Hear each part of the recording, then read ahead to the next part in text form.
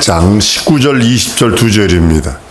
은혜 받으실 하나님 말씀은 마태복음 28장 19절과 20절입니다. 오늘 말씀은요, 의식에 대해서 이제 말씀을 나누려고 합니다.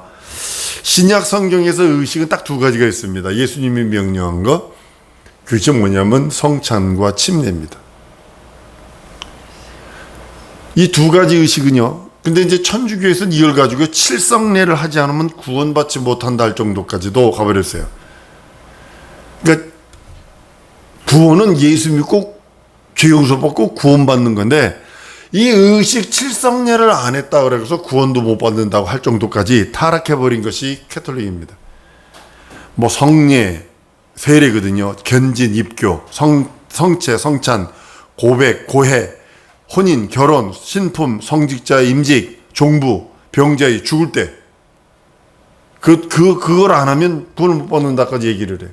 근데 성경은 두 가지를 말하고 있어요.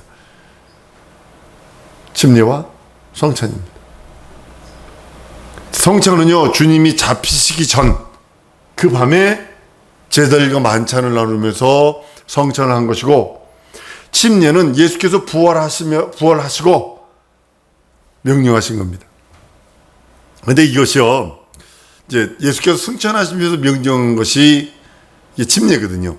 근데 오늘 예수께서 이 명령하신 침례와 성찬을 의식이라고 하기에는 약간 애매한 부분이 좀 있는 것이 뭐냐면, 구약 때부터 여러 가지 의식들이 있었거든요. 그래서 신약의 의식은 구약의 의식과 약간 다른 게 뭐냐면, 의식이란 용어보다는 예수의 명령이라고 하는 것이 더 적합한 표현이라고 저는 생각을 합니다. 우리는 주의 명령인 성찬과 침례를 우리는 그 예수님 다시 오실 때까지 기념하면서 합니다. 구약시대에도 여러 가지 의식이 있었지만 이해가 달라요. 개념이 틀립니다.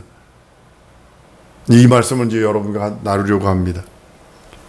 구약의 율법 자체가 육체 예법으로 되어 있어서 영적인 변화를 가져오지 못합니다. 만약에 구약에 있는 예법이 영적인 변화를 가져온다면 예수님이 오셔서 죽고 부활할 필요는 없습니다.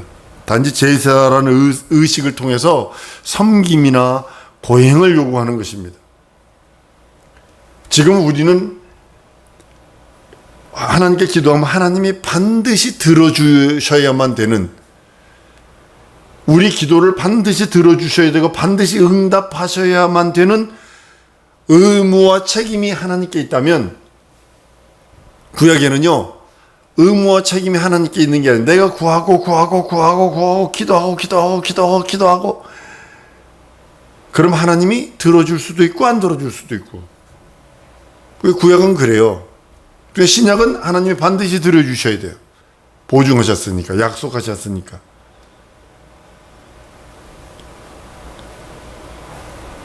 주 예수께서 명령하신 의식은 영적인 그것이기 때문에 반드시 뭐가 따라야 되냐면 믿음이 요구가 돼요. 예수님이 하는 명령하신 이 의식들, 침례와 성찬은요, 반드시 믿음이 없으면 이것이 이루어질 수 없어요. 율법의 의식은 마치 소가 마차를 끌고 가는 거, 달구지 끌고 가는 거였다면, 복음의 의식은 뭐냐면 자동차 엔진이 차를 몰고 가는 겁니다. 그럼 다릅니다. 율법의 의식은 두려워서, 무서워서, 저주받을까봐 지켰지만, 복음의 의식은 즐거운 마음으로 듣고, 즐거운 마음으로 믿어 순종하는 것입니다. 이게 다른 겁니다. 구약의 의식은 특징이나 비유, 이런 거 돼 있어요. 상징으로 돼 있어요. 그러나 다른 점은, 신약의 다른 점은 명령받아서 순종하는 거예요. 물론 상징적인 것도 있어요. 그렇지만 침례한다, 물속에 들어갔다 나오는 게 무슨 저가 되느냐 이렇게 얘기할 수 있겠지만, 명령받고 순종하는 겁니다. 구약의 것과 차이가 있는 그런 모습을 봅니다. 그리스도인들에게 예수 그리스도의 그 명령하신 그 의식이 재차 성도들에게 멍에를 씌워주려고 하는 것이 아니라 계명의 순종함으로, 한번 따릅니다. 계명의 순종함으로 내가 그리스도 예수 안에 들어간다. 네, 침례가 뭐예요? 내가 그리스도와 함께 연합합니다. 옛사람은 죽어버리고 마귀의 사람은 장사 지내버리고 물속에서 부활함으로 인하여 그리스도와 함께 새로운 지체가 되었습니다. 이 고백하는 거군요. 성찬은요, 예수께서 나를 위해 살찌고 피 흘리신 그 공로를 잊지 않겠습니다. 주님 오실 때까지 예수께서 나를 위해 살찌고 피 흘리신 공로를, 예수의 공로를 잊지 않겠습니다 하면서 하는 거거든요.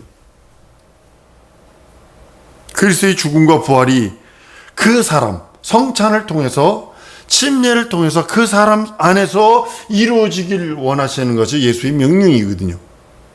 그것이 구약에 있는 의식과 신약에 있는 의식이 좀 다른 그런 모습을 봅니다. 구약 사람들은 의식을 순종하면서도 그렇게까지 알지 못하고 그냥 맹종했어요.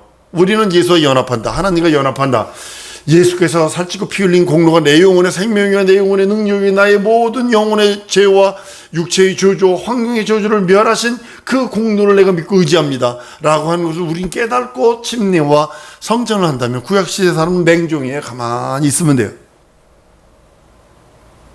우리는 그 의미 분명하게 알고 행동하는 것입니다.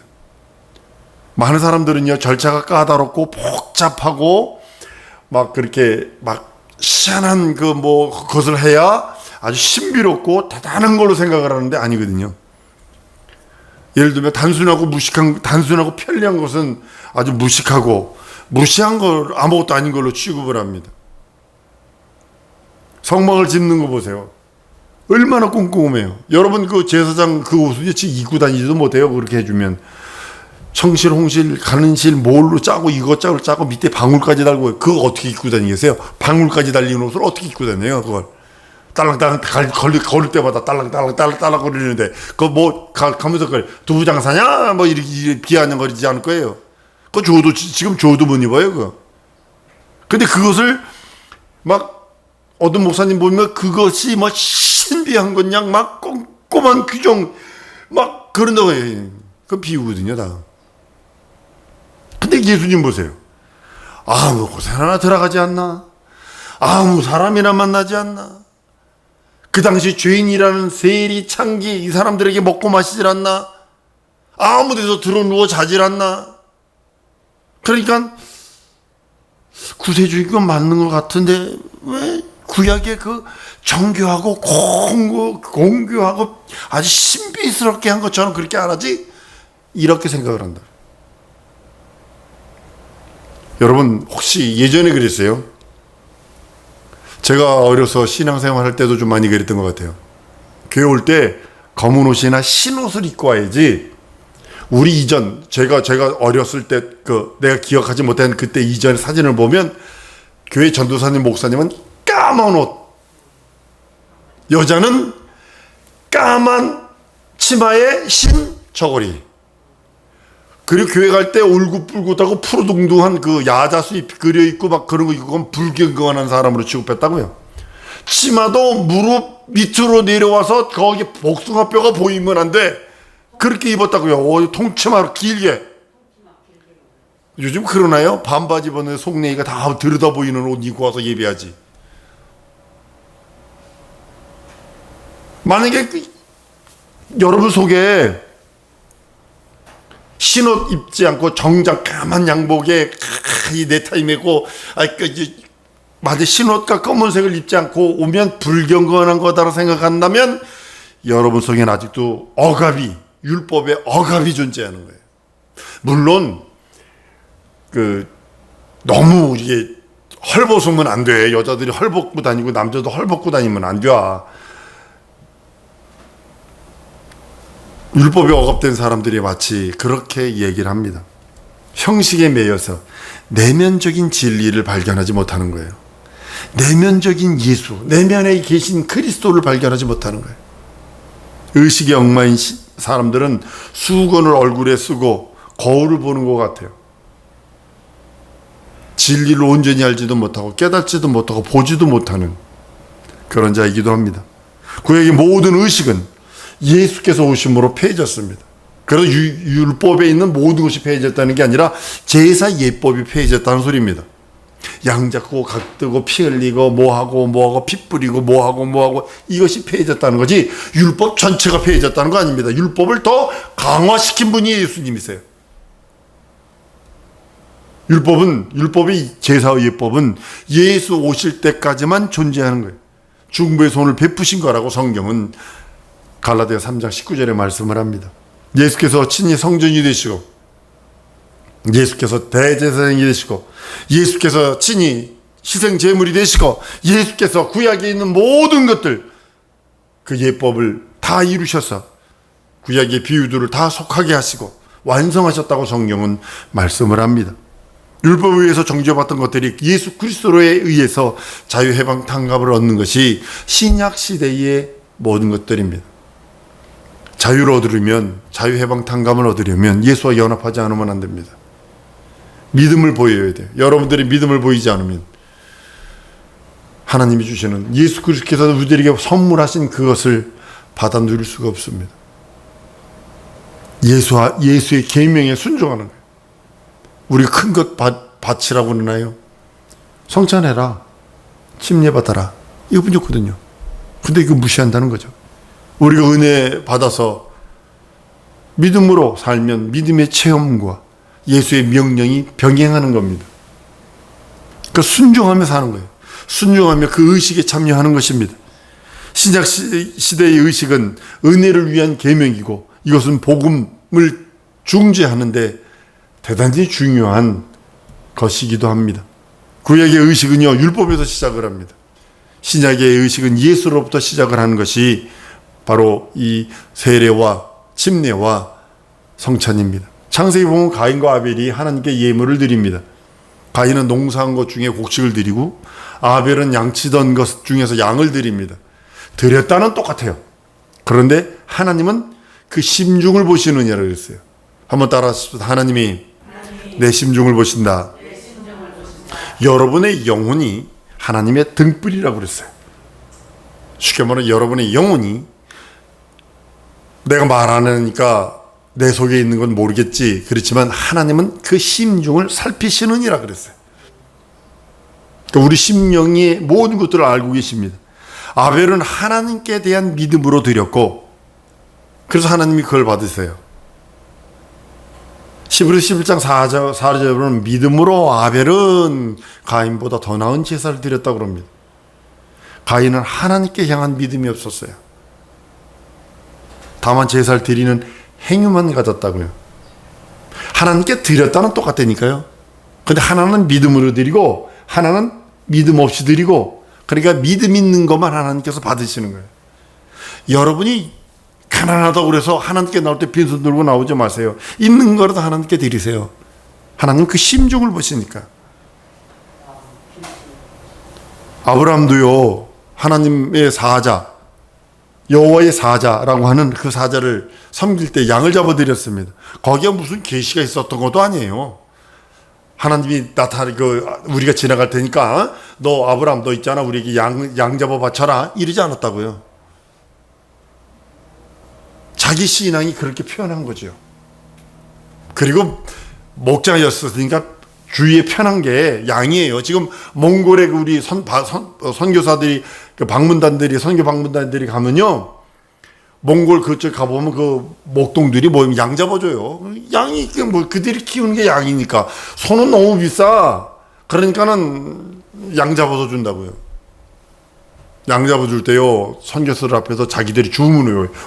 하면서 주문해요. 그래서 양 잡아요. 아주 그게 아이러니입니다, 그게. 모세를 통해서 율법이 왔고, 율법의 계명대로 순종하는 것이 의식이 되어서, 그 의식이 제정돼서 예수님 오실 때까지 있었던 것입니다. 율법은 두 가지로 되어 있습니다. 율례와 법도로 되어 있어요. 율례는 뭐냐면 사회생활 질서, 사람들과의 관계, 훔치지 마라, 살인하지 마라, 뭐 이런 율례가 있고, 법도는 하나님을 섬기는 하나님과의 계명을 율법 안에 두 가지를 담아서 줍니다. 전체를 보게 되면 10계명 중에 1계명에서 4계명까지는 하나님께 대한 거고, 5계명서부터 10번째까지는 이웃에 대한 거예요. 그러니까 가만히 들여다보면 이웃에 대한 것이 더 많아요.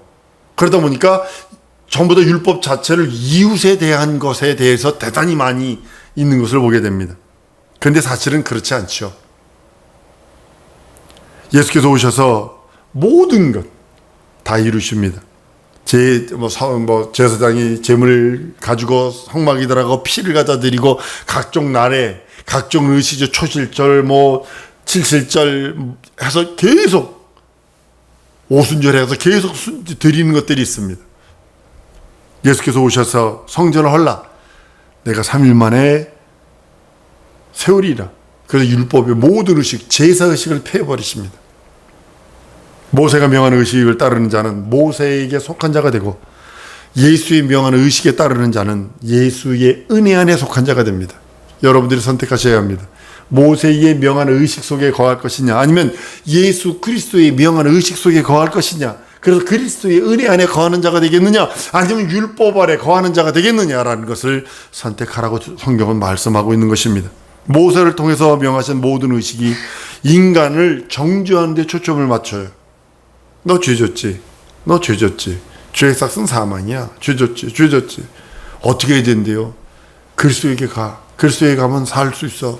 도피성으로 가라. 예수의 명하신 의식에 초점을 맞춘 건 뭐냐면 인간에게 자유해방탕감을 주시고 은혜를 주시려는 것에 모든 초점이 맞춰져 있어요. 침례와 성찬이 많은 사람들이 등한히 여깁니다. 특별히 장로교회는 1년에 한두 번 하나? 저희 교회에서는 매달 합니다만 무심하게 취급을 합니다. 세례도 이 세례를 줍니다. 침례를 주는 게 아니라. 같은 의식인데 그런데 침례 받지 않으면요, 주일학교 선생님도 안 시켜주고요, 신학교에서 받아주지도 않습니다. 침례 받은 지 1년이 지나야 신학교에서도 받아줍니다. 그렇게 의식이라고 무시하면서도 그런 모습을 봅니다. 이거 무시하거나 깜보면 안 됩니다. 은혜의 계명에 불순종하면 구원에서 떨어질 수도 있기 때문입니다. 의식이 왜 중요하냐면, 침례와 성찬이 중요하냐면 은혜가 중요한 이유, 진리가 중요하고 그 진리를 사모하는 이유는 자유해방탕감을 받기 위해서예요. 자유가 없는 것은 은혜가 없는 것이고, 은혜가 없는 것은 자유가 없는 것이고, 자유해가지고 내가 억압받지 않고 이것이 아니라 진리 안에서 자유. 한번 따라합니다. 예수 안에서 자유, 말씀 안에서 자유, 진리 안에서 자유, 언약 안에서 자유. 같은 소리 한 겁니다. 지금 동일한 소리 한 겁니다. 같은 소리를 계속 반복한 거예요. 자유가 없는 것은 은혜도 아니고 진리도 아닙니다. 자유해방탕감이 없는 것은 우리에게, 여러분과 나에게 은혜도 아니고 진리도 아닙니다. 예수께서 우리에게 진리를 명하시고 자유를 누리라 하셨어요. 진리를 할진 진리가 너희를 체육케 하리라. 진리가 우리에게 준 것이 자유해방탕감입니다.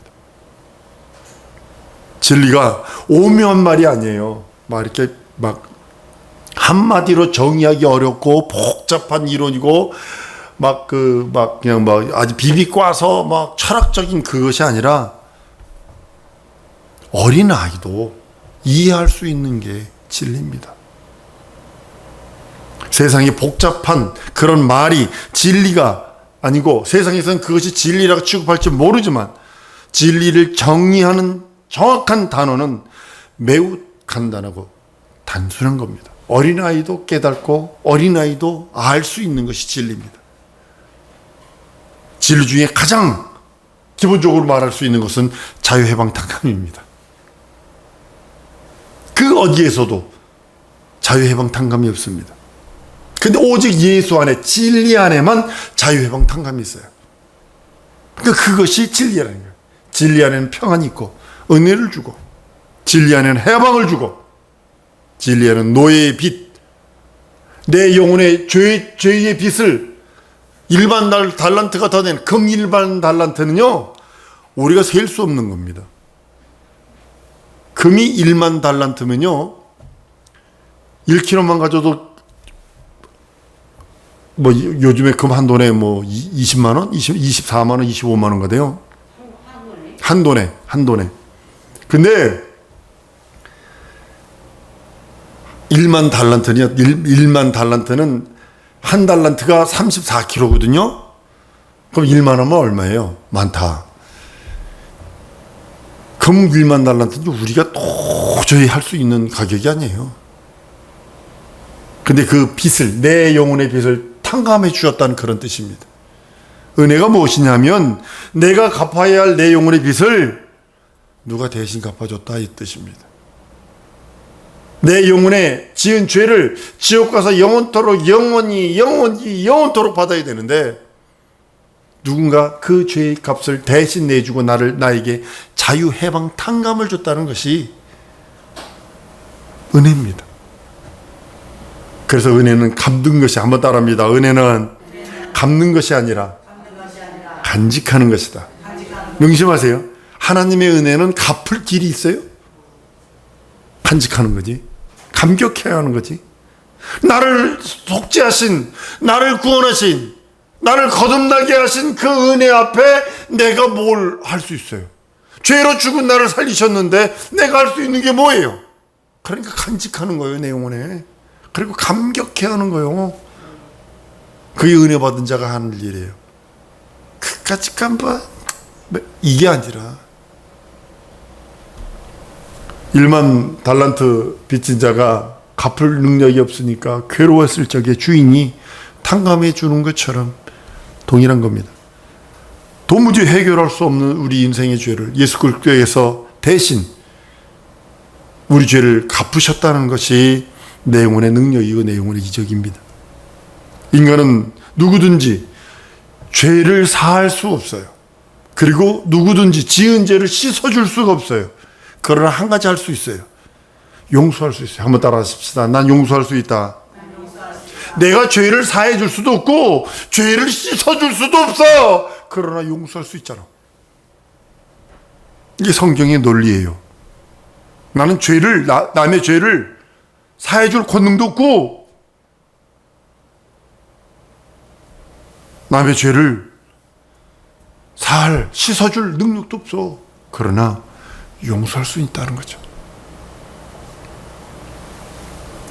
누구를 용서한다는 것은요, 무슨 의미냐면 내가 용서합니다 이 소리는 보복하지 않겠습니다 이 뜻이에요.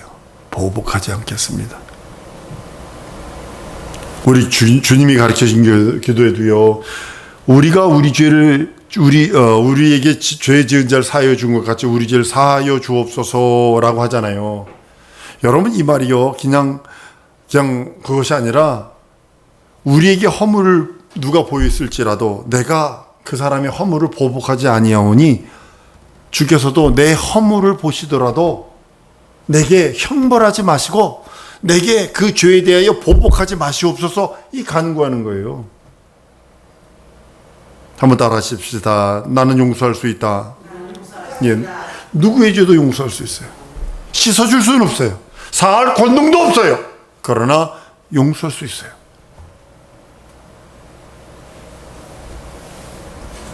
은혜의 진리는 피할 수 없는 형벌에서 탕감받는 것입니다.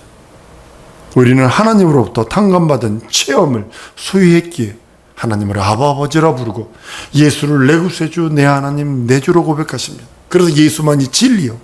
그 진리를 명령할 수 있는 유일한 분, 예수뿐이 없어요. 그래서 우리 그 말씀에 순종하는 것뿐이고, 율법은 모세로부터 왔고 은혜와 진리는 예수 그리스도부터 시작했다라고 성경은 요한복음 1장 17절에 선언하고 있습니다. 예수만이 진리를 명하시고 자유해방 탕감을 우리들에게 주십니다. 정죄받고 있는 사람에게 내 죄 사함 받았다, 이게 진리거든요. 병으로 고생하는 자에게 너 병에서 놓였으니 안심하고 내 침상 들고 가. 예수는 율법의 정죄와 마귀의 참소와 하나님의 공의의 형벌의 심판으로부터 저주 아래 있는 모든 자들을 완전하게 자유해방탕감을 주신 분이 예수십니다. 진리는 결코 남의 죄를 추적하지 않습니다.